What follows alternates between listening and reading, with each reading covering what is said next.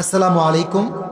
হুজুর, আমাদের সমাজের মানুষ আজকাল লাভ সুদকে কর্মসংস্থান ও ব্যবসা হিসেবে প্রাধান্য দিচ্ছে, কিন্তু আমার জানা মতে ইসলামী শরীয়তে উল্লেখ আছে যারা লাভ ও সুদের ব্যবসা করে আল্লাহ তাআলা তাদের সাথে নিজে জিহাদ যুদ্ধ করবেন, তাই লিখেছে সে।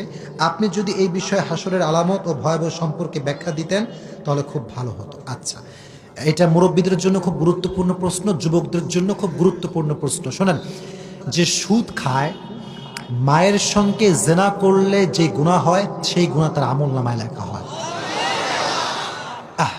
সুদ মানুষ খায়, but they don't have any kind of realisation. সুদ খায় হালাল মনে করে খায়। সেই দিন আমি হাদিস থেকে বলবো, আগে একটা এক্সাম্পল দেই। সেলুনে গেছি চুল কাটতে, তো যখন চুল কাটতে গেছি, চুলে যে কাটতেছে যে নাপিত, সে বলতেছে আর বলিস না, আমার বন্ধুর বাপ কিচ্ছু করে না, খালি বসে বসে খায়। আমি বললাম কি রে, শালার বাপ কি করে রে? পরে আমি বললাম ভাই কি ব্যাপার, কিচ্ছু করে না, বসে বসে খায়? বলে হুজুর আপনি বুঝবেন না। আপনি কি করবেন না? বুঝবেন না। আমি বললাম ভাই বললে বুঝবো, বলেন। হুজুর বুঝবে না, হাতে বুঝে খুব। তাই আমি বললাম কি হয়েছে? বলে হুজুর ব্যাংকে 10 লাখ টাকা রাখা আছে, প্রতি মাসে দেয় যে। আরে বাবা, কনফার্ম জান্নাত। কনফার্ম, আমি আর কি বলবো, কনফার্ম জান্নাতে সব। এই যে ব্যাংকের ইন্টারেস্ট প্রতি মাসে আপনি পাচ্ছেন, এটা সুদ, এটা হারাম, এটা হালাল হতে পারে না। এই সুদ খেয়ে যে মরবে, হাদিস থেকে শোনেন, তাকে শাস্তি হিসেবে একটা রক্তের নদীতে ফেলা হবে। কিসের নদী? কথা বোঝা যায়? কিসের নদী? রক্তের নদী। হাদিসে এসেছে, সাহাবা একরাম বলল, ইয়া রাসূলুল্লাহ, রক্তের নদীতে কেন ফেলা হবে, এর কারণটা কি?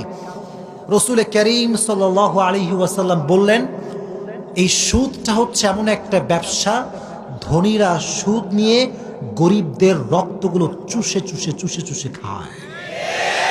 যেহেতু রক্ত চুষে খায় এরা, গরিবদের রক্ত চুষে খায়, অতএব কিয়ামতের কঠিন ময়দানে আল্লাহ তাআলা এদের সবাইকে রক্তের নদীতে ছেড়ে দিবে। শুধু এখানে শেষ না, সেই সুদখোর ব্যক্তিটি, হাদিসে এসেছে, বারবার সাঁতরে সাঁতরে নদীকে পার করবে। যখন নদীর ওই প্রান্তে যাবে, কয়েকজন আযাবের ফেরেশতা থাকবে, তারা পাথর নিক্ষেপ করবে। যখনই কূলে এসে পৌঁছাবে, পাথরের আঘাত খেয়ে আবার ওই কূলে যাবে, আবার ওই কূলে গিয়ে আবার পাথরের আঘাত খাবে।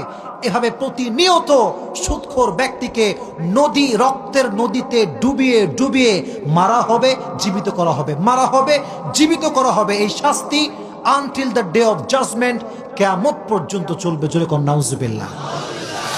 তাহলে আপনি আমার এই প্রশ্ন উত্তরে বুঝতে পারলেন যে সুদ খাওয়া খুব ভালো কাজ। কি কাজ ভাই? এটা খারাপ কাজ। আল্লাহর ওয়াস্তে যারা সুদ খাচ্ছেন, আজকে তওবা করেন, আগামীতে সুদের সঙ্গে আর কোনো সম্পর্ক আমাদের থাকবে। আর সুদগুলো খুবই সেন্সিটিভলি ঢুকে গেছে, মানে বুঝি না সুদ খাচ্ছি। দেখেন এখানে বাসা আছে না অনেকগুলো, এখানে দেখলাম ফ্ল্যাট বাসা খুবই কম, শহরে ফ্ল্যাট বাসা বেশি। মুরব্বীরা ভালো বুঝবে এইটা। এই যে ফ্ল্যাটটা আপনি নিয়েছেন, আপনি দেখেন কেউ ইচ্ছাকৃত সুদ খায় আর কেউ অনিচ্ছাকৃত ঢুকে গেছে সুদে, বোঝেই নাই। এই ফ্ল্যাটের মালিক অনেক টাকা লোন নিয়েছে। কি নিয়েছে? এই আপনারা রাগ করতেছেন আমার উপরে? কি নিয়েছে? লোন। এখন লোন যদি কেউ নেয়, মাস ভিত্তিক একটা সুদ।